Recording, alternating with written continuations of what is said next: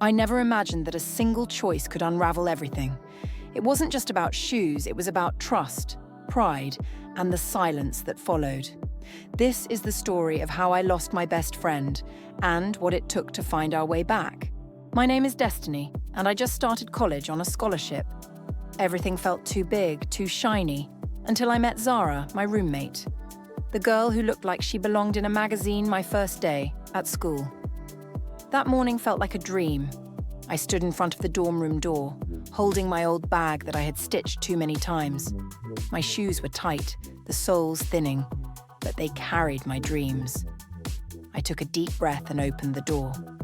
Inside, a girl with long, straight hair was already unpacking. She had shiny gold-trimmed boxes, and the room smelled like something out of a fashion store.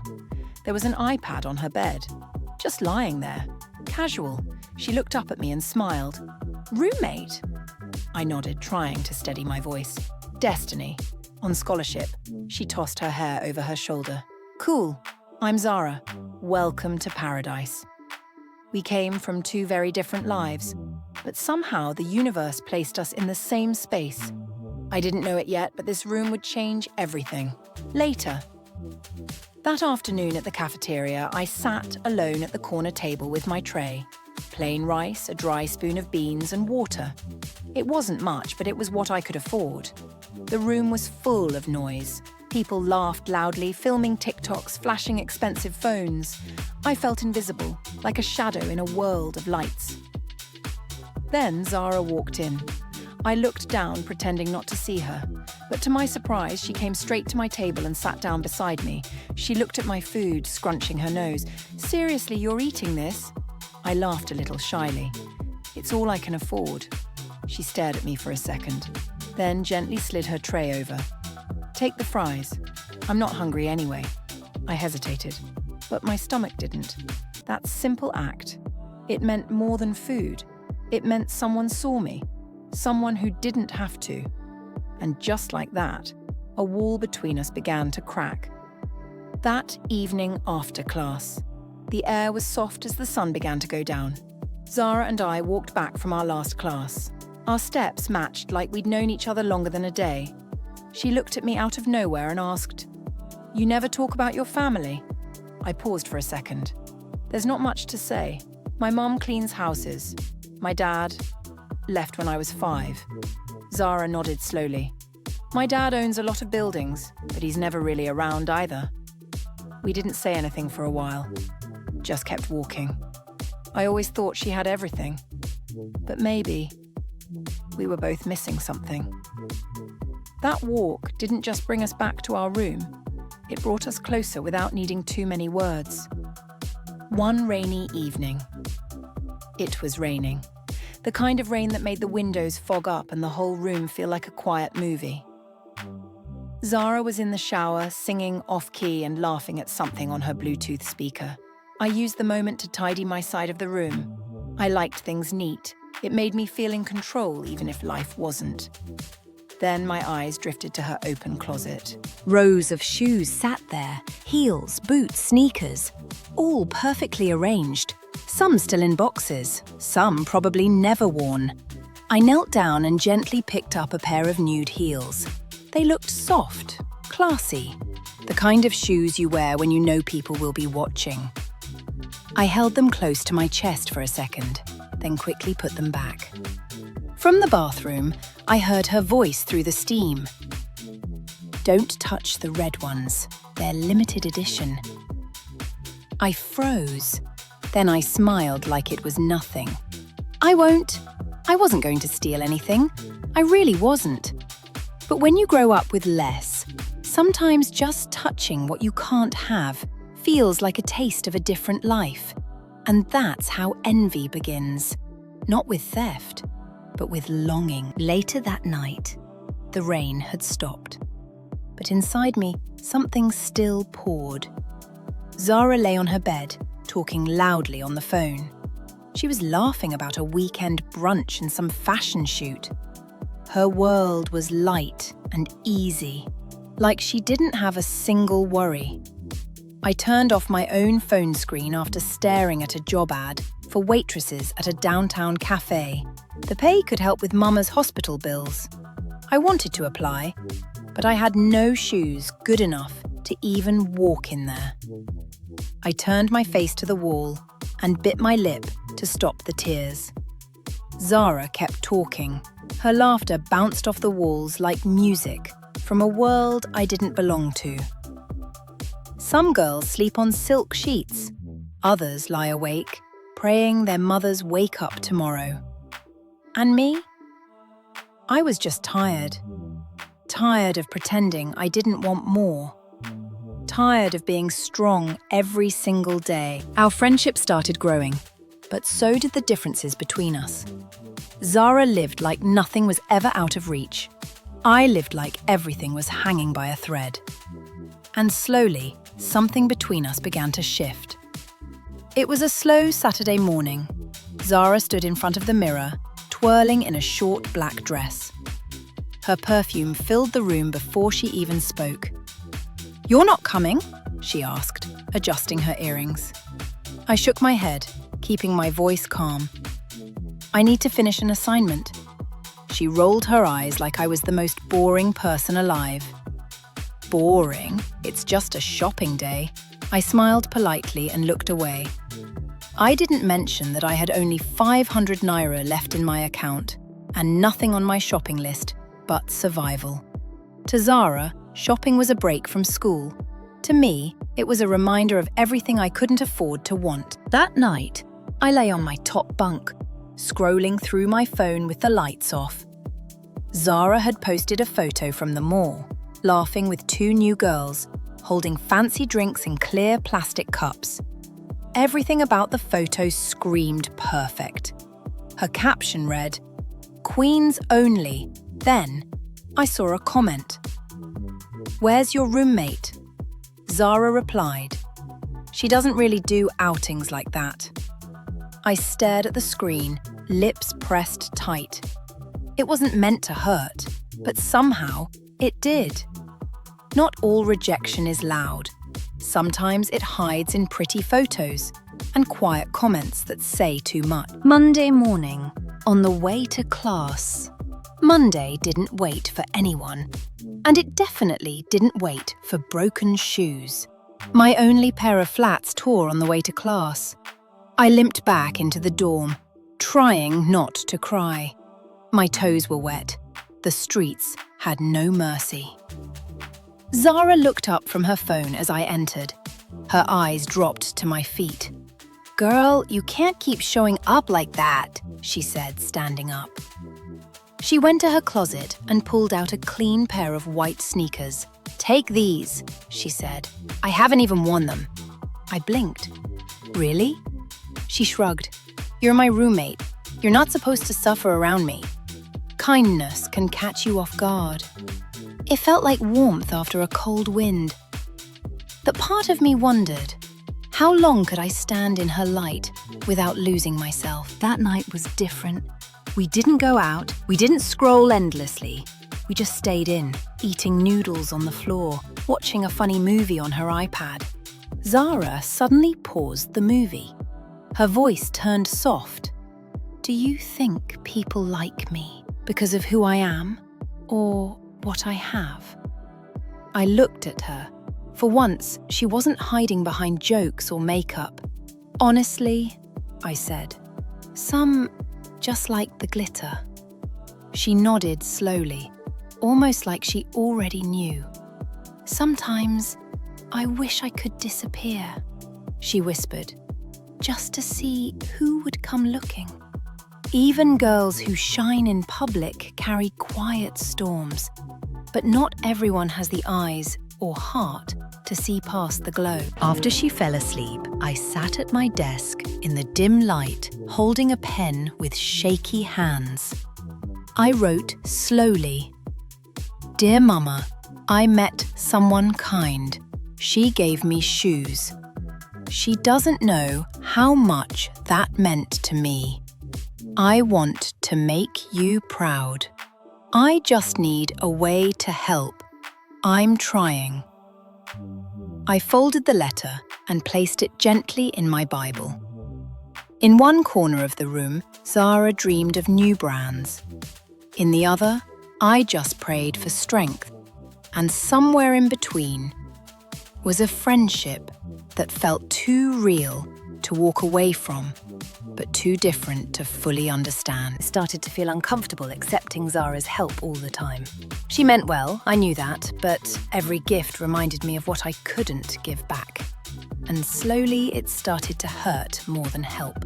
Zara burst into the room with her usual energy, holding 2 takeout bags like trophies. "I brought us lunch," she said, placing them on the table like she'd saved the day. I paused, my hands still on my textbook. "Thanks, but you didn't have to." She laughed lightly. "Of course I didn't, that's the whole point. You always act like I'm doing you a favor."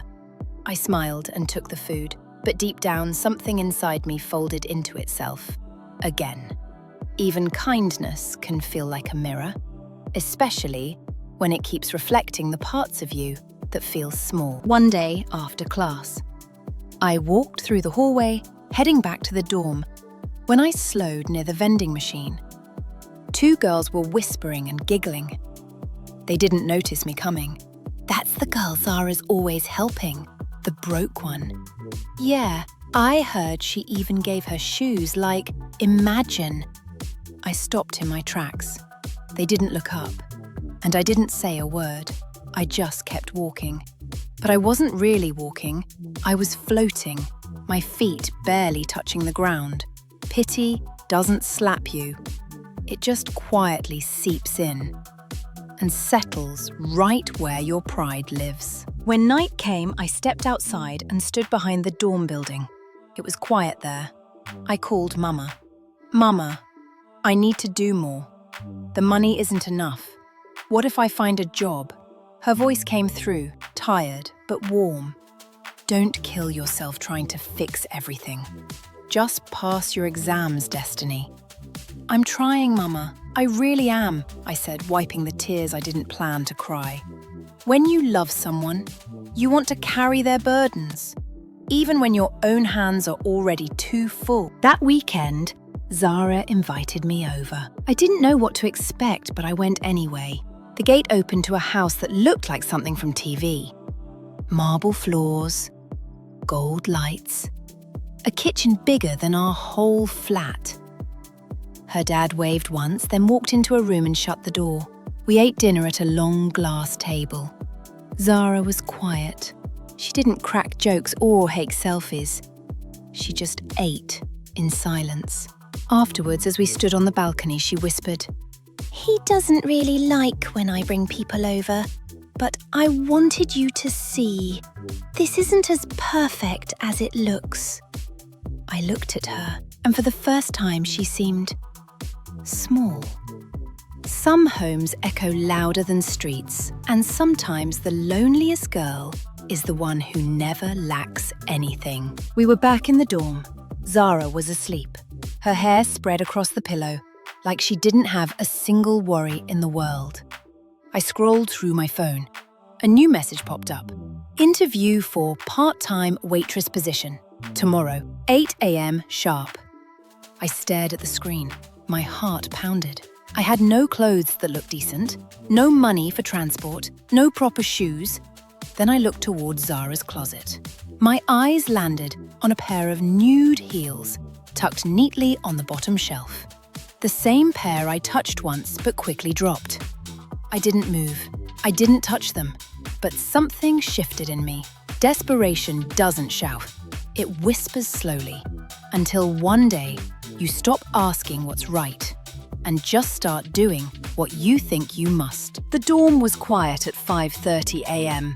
Zara was still asleep, breathing softly under her silk duvet. I stood by the closet, heart racing, fingers cold. The interview was in 2 hours. Mama's voice kept playing in my head, how the hospital said she had to pay for the new drugs before the end of the week. I opened Zara's closet slowly.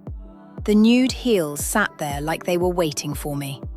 "I'll bring them back," I whispered. "She'll never know." I slipped them on, a little loose, but beautiful. My feet looked like they didn't belong to me, It didn't feel like stealing. It felt like borrowing hope for just a few hours. By 7:15 a.m., I was walking fast down the street, careful not to twist my ankle. The heels clicked against the pavement with every step. People stared. Some smiled. One man even said, "Fine girl." But I just kept moving. When I reached the restaurant, I wiped my hands on my skirt and walked in. "I'm here for the interview," I said softly. The manager smiled. We talked. I answered every question with a voice that trembled but didn't break. "You're hired," he finally said. I wanted to cry, but I smiled instead. "Thank you." That morning, I wore shoes I didn't own, but for the first time in weeks, I felt like I was standing on my own 2 feet. Zara woke up late. I wasn't there. She played some music, stretched, and walked to her closet. I imagined she was humming something light, until she noticed. The nude heels were missing. She checked under her bed, then the bathroom, then my side, and then she called me. Twice. I didn't pick. I didn't hear her calls. But I felt the heat of her anger from miles away. I came back quietly, the heels tucked inside a paper bag. One of the heels had a small scratch on it. I tried to clean it, but it didn't disappear. Zara was waiting at the door. Her arms were crossed, her face cold. "Where have you been?" she asked. I held out the bag. "I'm sorry, I had an interview." Her voice went sharp. "You took my shoes without asking. You lied." "I didn't mean to lie," I said, eyes on the floor. "I just needed a chance." Some wrongs don't come from wicked hearts. They come from hearts that are tired of being stuck and starving for a way out. Zara took the bag from my hands and tossed it onto her bed. "Next time, ask," she said, "or don't touch my things again." I stood still, embarrassed, hurt, silent. "I got the job," I whispered. "I did it for my mama." She didn't turn around. She just put in her AirPods and faced the window. We were still roommates, still breathing the same air. But something had shifted. A pair of borrowed shoes had stepped us into a new chapter, one where silence filled the space that friendship used to live in. After the fight, everything changed. We still shared the same space, but it didn't feel like it anymore. I was trying to make things right, but guilt, pride, and silence kept building walls between us. Our dorm used to feel warm. We used to laugh about everything, even things that weren't funny. Now, we barely made a sound. I did my assignments on my bed with my back turned to hers.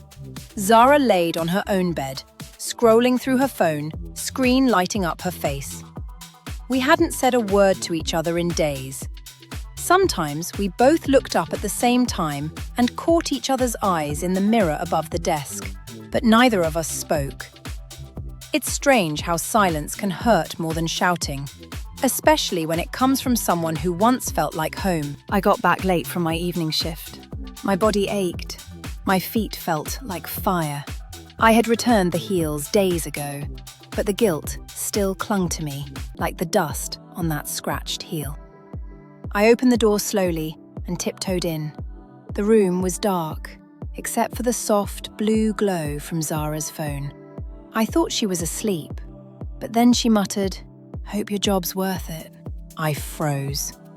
For a second, I thought of replying, explaining, apologizing, but my throat closed up.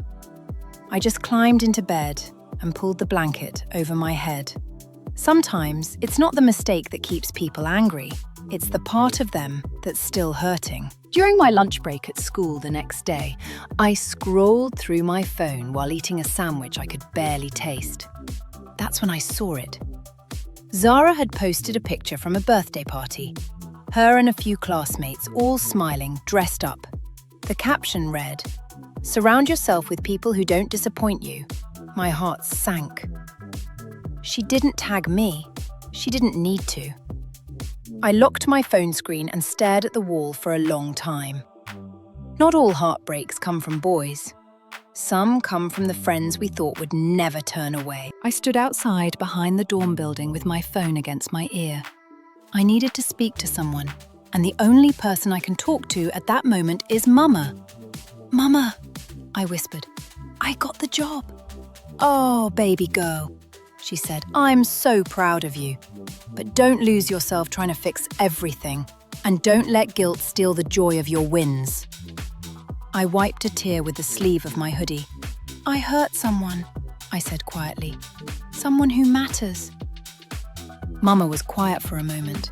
Then she said, "Then fix it, Destiny. Surviving is strength, but saying sorry, that's real courage." Apologies are like bridges, but even if you build them, you still have to be the one to walk across. Back in the room, I sat on my bed with my phone in hand. I typed, "I'm truly sorry. I should have asked. I just didn't want to be a burden anymore. Please forgive me." I stared at the message.